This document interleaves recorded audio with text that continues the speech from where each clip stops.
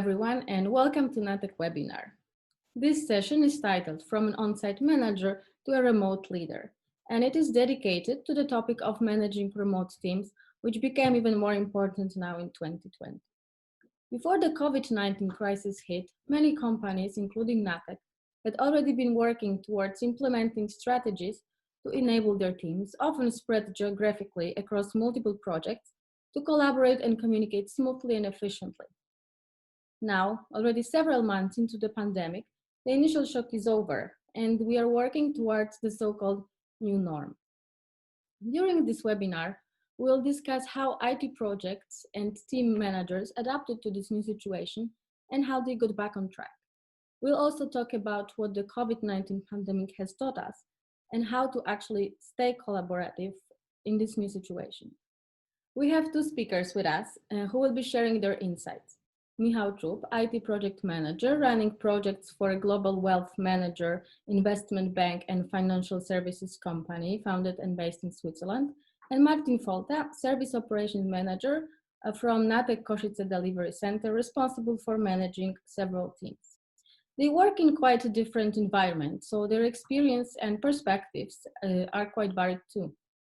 At the end, there will be a Q&A session during which they will answer questions from our fans and followers. Now, without further ado, let's get started. Hello there. I'm Michael, and like it was said, I'm a project manager for an investment bank.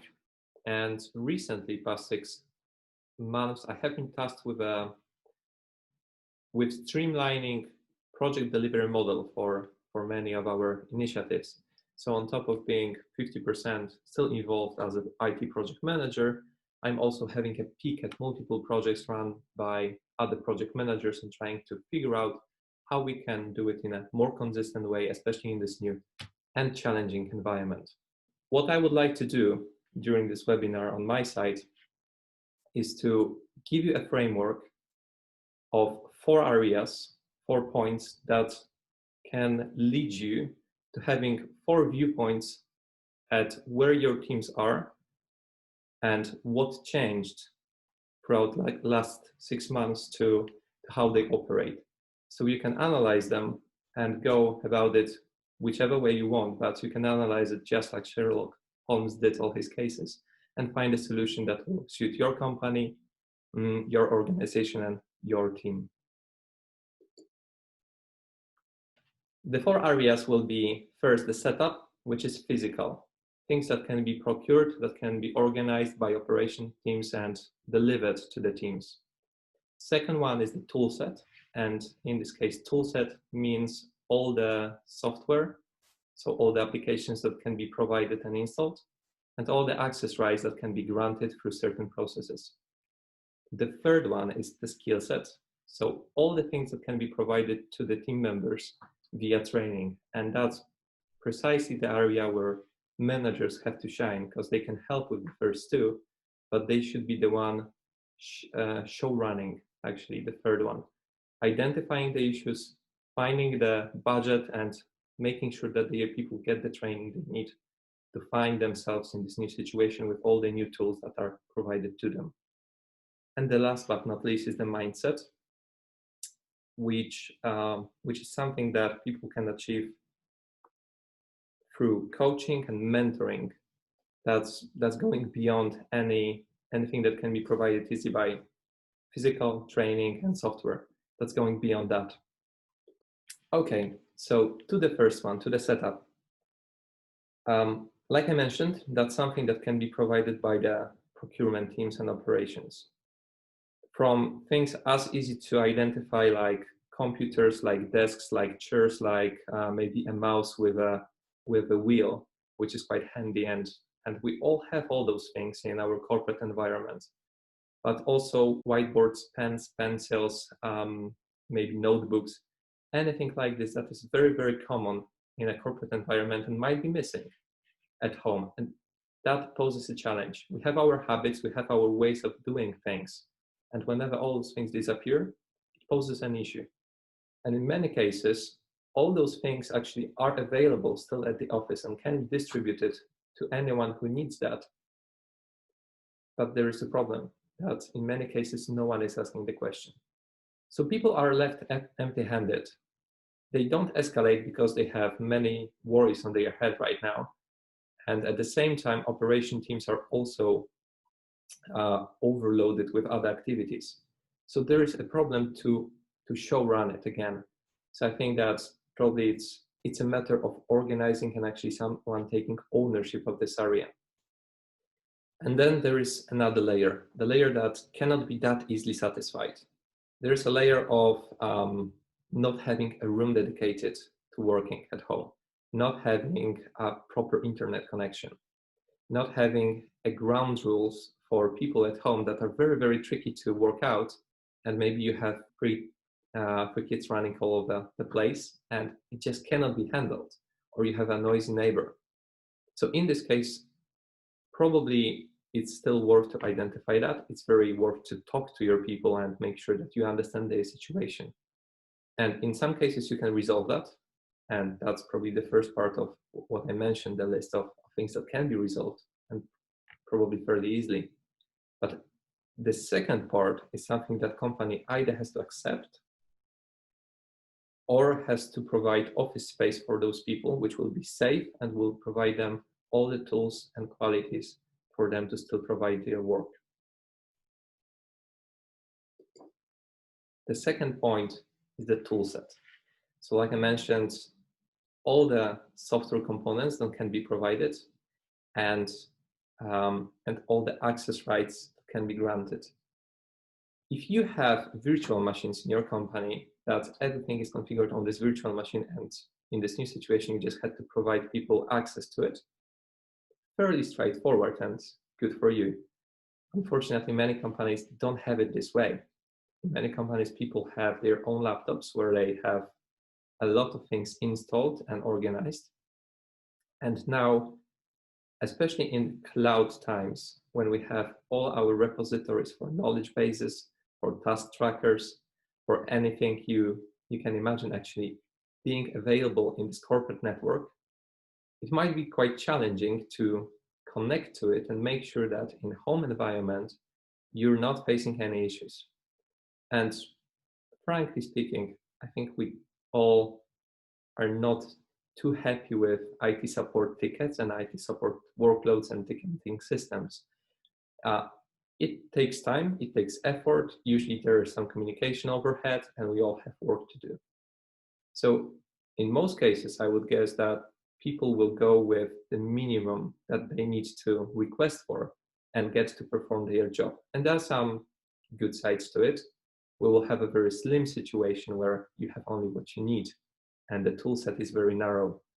But on the other hand, whenever you have an ad hoc situation, for example, you're on a sales meeting with a client and he's requesting to have a look at the actual functionality in the solution, and probably in the corporate environment, you would have it at hand.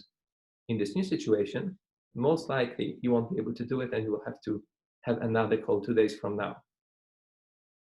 I would say not the best message you can have on a sales meeting. So it poses an issue. It's worth to identify, it's worth to have a look. Maybe some people don't like the ticketing system. Maybe some people have challenges to request stuff that they need to perform their job. Maybe some people are in a company that has very strict legal rules. And for example, if you're placed outside of the country of a company that you're giving services to, you just cannot access many of the applications and platforms. And in this situation, probably you are going on weekly basis to this company via train or plane, which cannot be organized right now. So there are things that need to be resolved. There are plenty of people who won't raise the red flag and will just struggle with that. And like I probably at the very beginning mentioned, they might vote with their feet. So to avoid that, highly suggested having a proper discussion with your team, being very honest, and looking into how to resolve those issues for the benefit of all. And the skill sets. The showrunners of the skill sets are project managers and line managers. It depends on the area and what is needed. But the skill set is probably the most crucial, in my opinion, thing that is blocking teams from being effective right now. And let me explain you why. When COVID hit, there was a bit of a chaos and everyone was struggling. Then we did do some analysis, run some projects, put a lot of money and effort into making sure that it all works properly. So now after 6 months, I would guess that many companies provided their teams with tools and it seems that it's successful. We succeeded in providing the projects, in providing the tools, in resolving the processes, in setting all of that in stone into writing and making sure that it should work right now. But there is a transition. People need to learn these new procedures. People need to learn those new habits. People need to teach themselves not only to use those applications and how to use them and how to access them, but also get the habits of reaching out to proper places, get habits of reaching out for a task, assigning it to themselves and giving a comment where it is at this point in time. What's the status? And you will never get proper efficiency and you will never get proper transparency of where you are with certain initiatives if you won't provide people with proper training. And in many cases, I would say that's the Pareto situation, when this last 20% of effort to get it over the line, to get all those things that are already provided to your people being used and used efficiently and for the success of the company, will bring you the 80% of the benefit of all those initiatives and all the costs that you have carried over past 6 months. So probably worth to have a look at that. And especially, like I said, in this case, you cannot overestimate the influence of line managers and project managers in identifying those issues and being the communicators to the management board or any senior management in your company that it is worth to give those 20% more effort, time, and resources to get it over the line to be successful. And the last one is the mindset. You can say that going beyond that might not be your responsibility, because being a manager is a career path. And getting on a personal level with people, trying to understand them and comfort them and shoulder them in this strange situation that they might be struggling and having their fears and having their personal level problems with motivation, that's going maybe one step too far. And at this point, I would probably give a line where Simon Sinek gives it. To be a manager, it's a career path. To be a leader, that's a choice. If you want to be a leader, you have to look left, right, below, and above. And you have to really try to understand people, not only their tasks, not only their deliverables, but to understand people and care for people. So I'm probably not trying to convince anyone about that it's worth doing. I think it is worth doing, but it is a choice. And the best that can happen is that in the situation when it's so needed, that many managers will find a leader in themselves. But hopefully, even if they don't, I would hope that they will not block it when within a team emerges a leader that will take care of the people. This person doesn't have to become a manager, but it can be a specialist, it can be an expert, it can be a developer who actually really cares about people and reaches out to them and makes sure that they are comfortable to still be in this company, in this situation, that he has time for them and cares about other values than only efficiency, but cares about values like, are you comfortable for working for us right now? Are you comfortable being in this situation, and are you okay to still deliver? Because it will fluctuate. And over time, I think it is very, very hard to keep up the motivation that we had when we were seeing one another on a daily basis in life situations and going for a coffee to the kitchen in the break and having a chit chat. It was so much easier. So if you want to be this leader and you want to care for your people on this personal level, it's wonderful. If not, I guess that within 10, 20 people, there will always emerge a person like this, and let's encourage that. And let's really keep fingers crossed that those people will drive us, and let's cultivate such a thing. Okay. That being said, 4 perspectives, 4 viewpoints to deliver successfully, which are probably good to analyze. But we are deep in this situation. It has been 6 months now, right? So we are in the situation when the cart came before the horse. That means we had the change happen. And then right now we are trying to plan for it. We are trying to plan how to deliver this change that already happened to us in a successful manner. Not a very common way to deliver change. I'm not saying it never happened in the history of humankind, but that's not how we do it in corporate environments. But it happened. So what I would like to say at the very end is 2 main pain points that I see among all the friends from project management communities, from other projects that I'm having a peek into. And that seem to be the main roadblockers right now for projects to be successful. So just a practical insight now, and two fairly good points, I guess. So the first one is the communication. And I would say in this new situation, certain engine oil is gone. It's like with a car. When you run out of the engine oil, there comes the friction and the engine stops working. And it escalates extremely quickly. And right now what's happening is pretty much the same. We have less communication, we have less transparency, we have a very different situation when it comes to passing the information and how the information goes. It's much easier to have noise in a company. It's much easier to have a bit of misunderstandings and misperception of what's going on, and if we are successful right now or not. So I would say number one thing to do right now as a project manager, and that's something that, as I mentioned, comes from a lot of project management communities.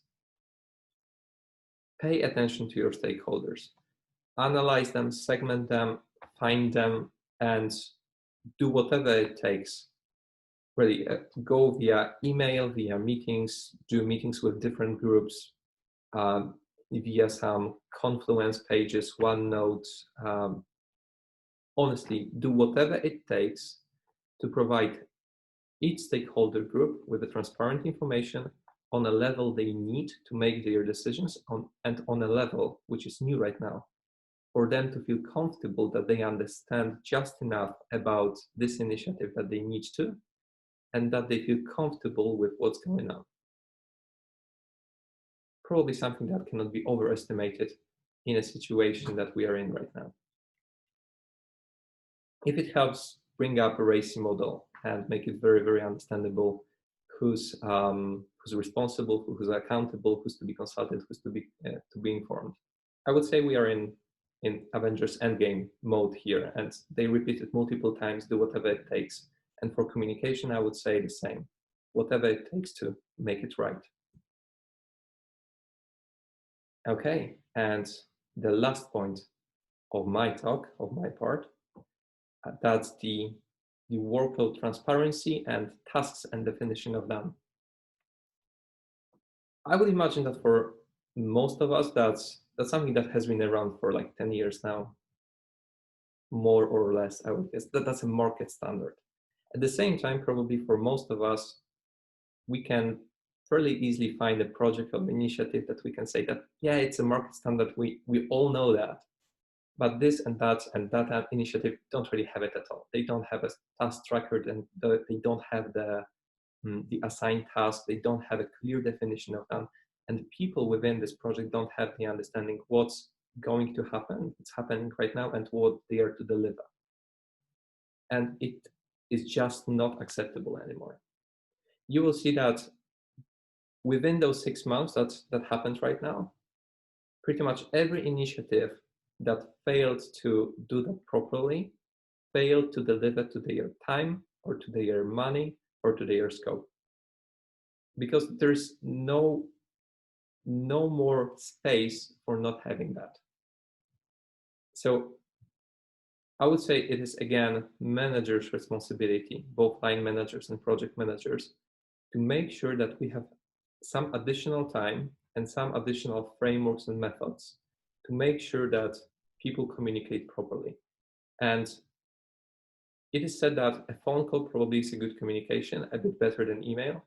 Having a video conference when you can see someone is better, but the best way to communicate, and it was proved by many researchers, is two people talking, seeing one another, and having a pen and a pencil and a whiteboard to also do some drawings. And that's something I would highly encourage. Make sure that both people have time to meet face to face and to really deep dive into the tasks that are being delivered. We are living in a complex world. Tasks are complex, especially in huge companies where you have multiple time zones, countries, geographical orientations, anything like that. And second thing, make sure that there is enough capacity to deliver those deliverables. Because right now it is very, very easy to get into evenings. It's very easy to get into personal life when you're working from home, and people have to protect their time. So allocations of time for people have never been more important than they are now.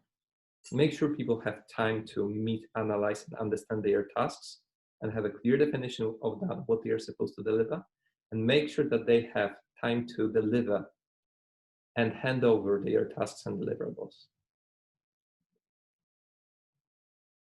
And that gets us to Martin's part. So thank you a lot for this one. And I hope we will see you again in Q&A. Hi everyone, my name is Martin Folta and I am acting as a Service Operations Manager in Delivery Center Košice. My role in outsourcing business model is to ensure not only the stable and smooth cooperation between customer and entrusted teams, and also to ensure delivering services in outstanding quality and within stipulated time frame, but also to be responsible for project and resource lifecycle, meaning for the implementation part of the project till end of it. Let me briefly review the agenda for today, as is the pretty same as Michael's one, but we will take over this from different angle. So from the setup perspective, we will review the hardware market or the situation on the current market, the tool set. So we will review the secured connection and channels of connection, the skill set and managing role, according mindset, the communication and motivation. Setup. As Michael emphasized, the setup or needs of procurement and its swift application was crucial part during the beginning of quarantine. Well, time progressed and the local market in Slovakia with hardware is still impacted. Stocks are empty, warehouses buy up, and production houses and manufacturers are delayed by weeks or months with orders. For the implementing of the new project, it is necessary to have handy headsets, mouses, keyboards, dock stations, screens, or even the new laptops. So, and yeah, also ergonomic chairs. So what to do if some of these are missing? Based on our experiences, we counted with fact that our company has more than 500 employees. So we have internal stocks with backup devices. So there was not a problem, but in case that you or your company has not such options to be used and applicable, you can even expedite the current orders or even find the new supplier. Or the last option is to find like the common equipment, but it's obviously much more expensive. The proper setup is directly associated with healthy workspace organization, and most importantly, it would be fine to choose the appropriate space work under some criteria. The first criterion is to choose the right room. As Michael emphasized previously, it should not be occupied by your child or even the roommates. This workspace should be allocated near to the window, but not directly, as the daylight should sheet the workspace from side. Also, we would really encourage you to use the ergonomic chairs, not the sofa, couch, or the bed. Well, if some of these recommendations you cannot from some reason meet, you can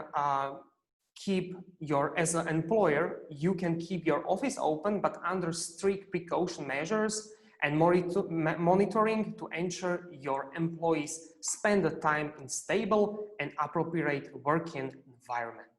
Toolset.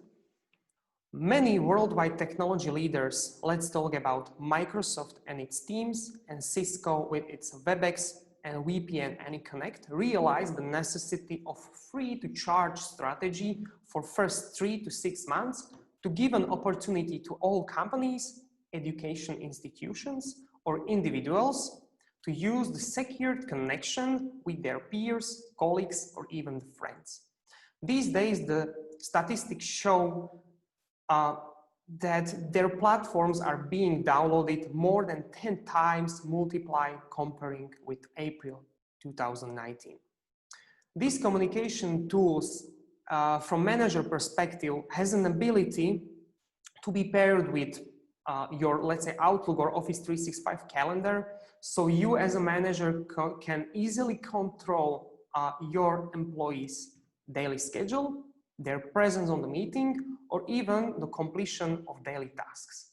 So as I still emphasize to our employees, this software is some kind, you will never get asked about how to use it because it's really smart, intuitive, and with slick design.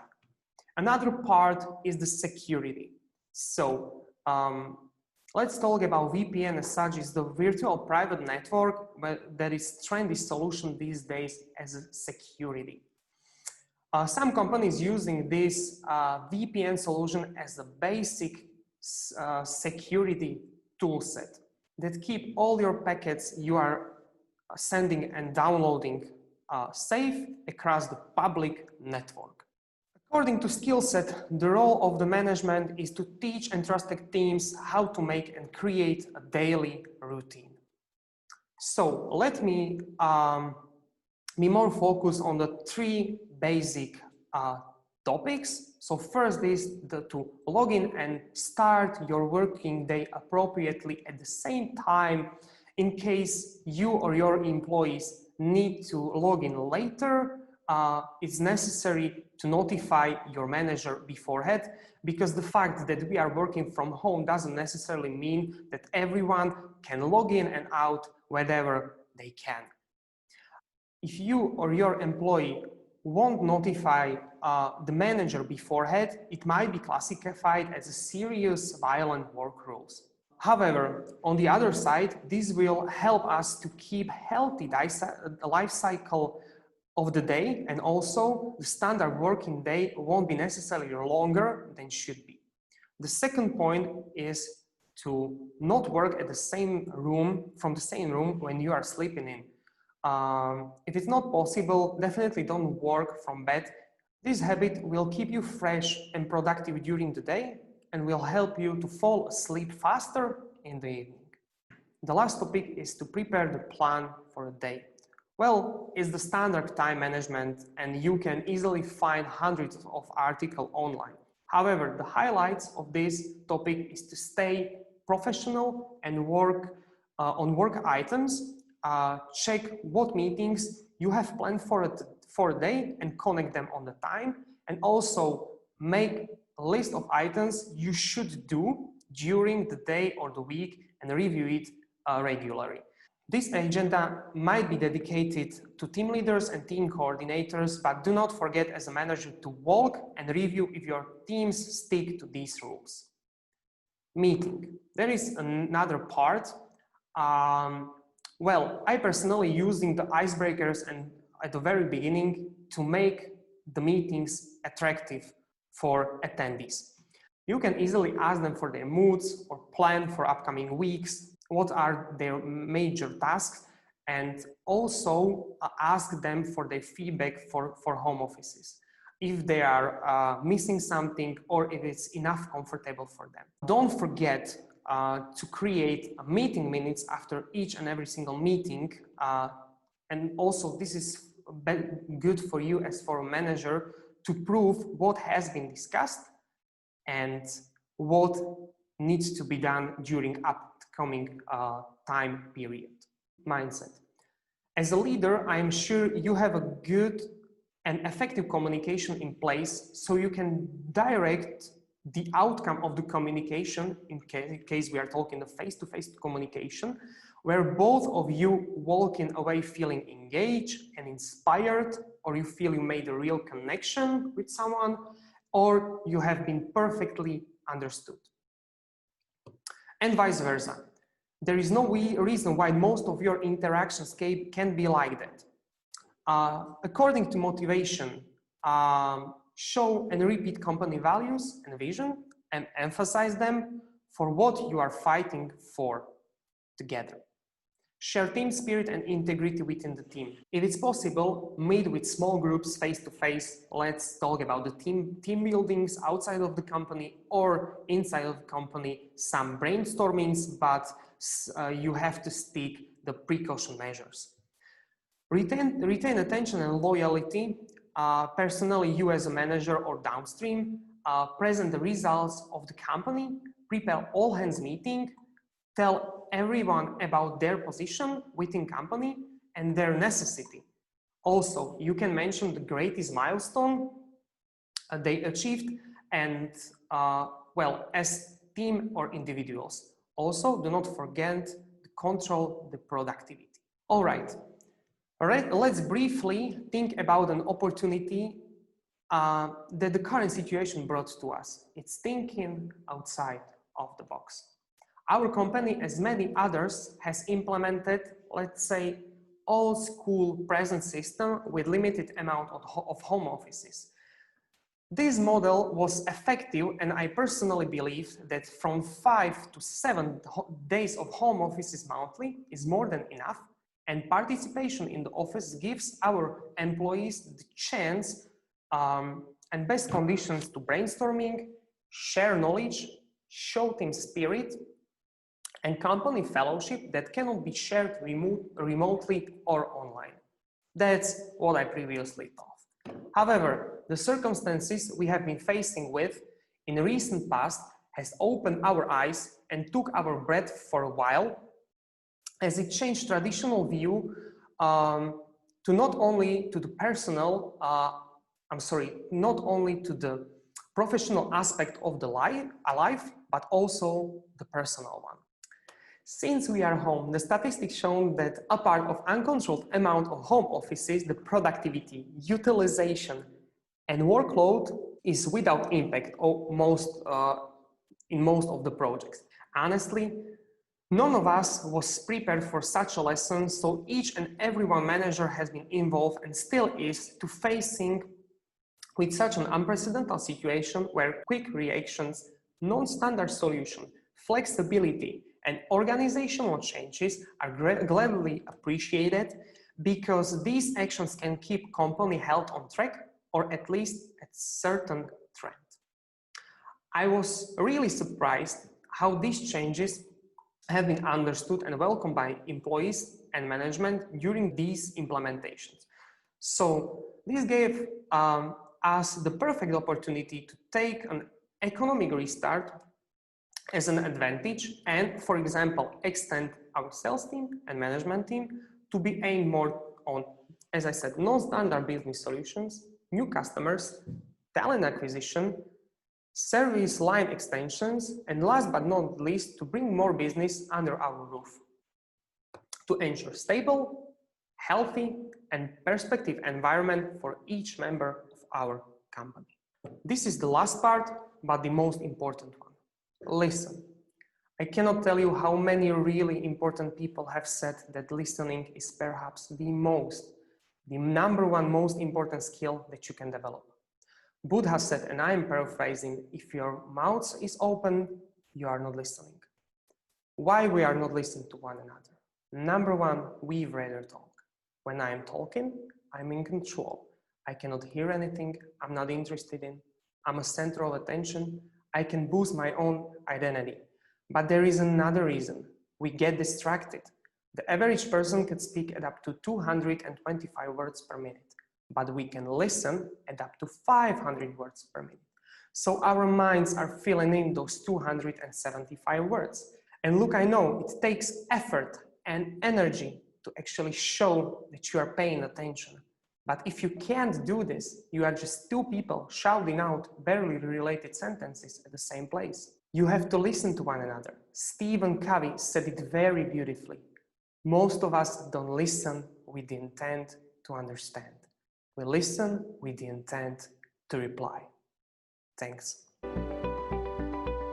Thank you very much, guys, for the presentations. Now we have a few questions for you from our audience. The first question, was there anything you thought would be very easy, but was actually very difficult to implement, and the other way around? I would say I thought that it would be much easier to, I didn't expect that there will be much of a change in tracking tasks and assigning responsibilities and allocating people's time, because we have been working remotely and I didn't expect there is much of a change in this area. But actually it proved that there is so much more communication needed to understand what people are expecting from one another to deliver. And there was so much miscommunication that it became a huge challenge, at least within the first 3 months. So I would say that was very, very surprising. It consumed a lot of time, and regaining control in task trackers and in proper turnaround, in proper process of refining tasks, understanding them, planning, delegating, and making sure that we understand where we are, and in this handover process, which kind of started to take much more time, and people being very, very protective about their time because it was impacting their family life as we are all working from home. So this area was much more challenging than I expected. What was easy? I was surprised how easy was the transition from working from the office to working from home. Because fortunately for me and all the folks that I work with, we have virtual machines. So technologically, we had to do only 2 things: to gain access from home, to get access to our virtual machines. That was like one ticket. And second one was something that we all had, getting access on our mobile phones to have all the things. And in many cases, everyone had it sorted. So working from home was seamless. We just had it from another day. And for those that did not have it, it was probably half a day to get the ticket worked out. So that was much easier than I expected. Okay, thank you. And the next question. Have your teams had any initiative that you haven't thought of, but it improved their remote work? On my side, a very short story. So one of our business owners came up with an idea of informal meetings on Fridays. It was at the end of the day, so the last meeting of the day that we had. Very informal, very personal touch meetings, I would say, just to communicate on how we deal with this situation, how we deal with the situation with our families at home, what are the challenges. So sometimes just a way to complain together, and to feel that we are still a community. And that was surprisingly nice, surprisingly spontaneous from her, and it worked out excellent, especially in those early phases. Have you learned any skills because of this current situation that will outlast the crisis? Every single employee and manager realized the necessity of the boosting, let's say, the communication skills without body language. It's crucial these days. So from my perspective, the skill or the skill set that has been improved in any aspect on the, let's say, the company life is the communication and motivation. Mm-hmm. Thank you, Martin. Okay, and the last question. Do you think this global pandemic will change the IT world and the way IT companies are currently operating? If so, what are the changes you expect to see, and will it affect NATEK as well? Let me answer it. So many worldwide telecommunication, finance or IT companies decided to change their business model and to nearshore their services to the third parties.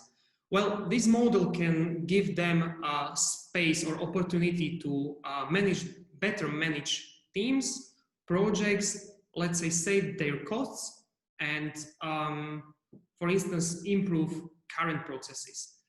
So this is exactly the space where outsourcing companies, as NATEK is, see an opportunity for cooperation with such companies and obviously the further growth within CEE. Okay, thank you very much. This is the end of this session. Thank you all for participating. Should you have any further questions, please leave them in the comments. And if you want to download this presentation, go to the latest news section on our website, natek.eu. Thank you very much.